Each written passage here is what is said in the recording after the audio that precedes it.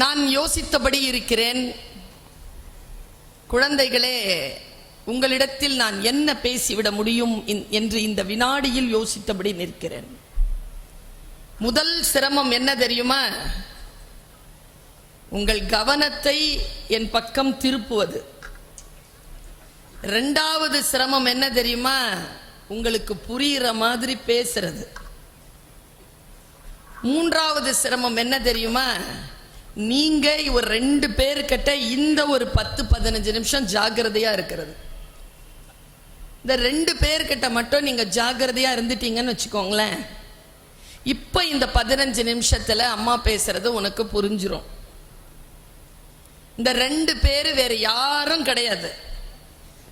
ஒன்னும் வலதுபுறத்துல உட்கார்ந்துருக்கான், இன்னொருத்தன் இடதுபுறத்துல உட்கார்ந்துருக்கான்.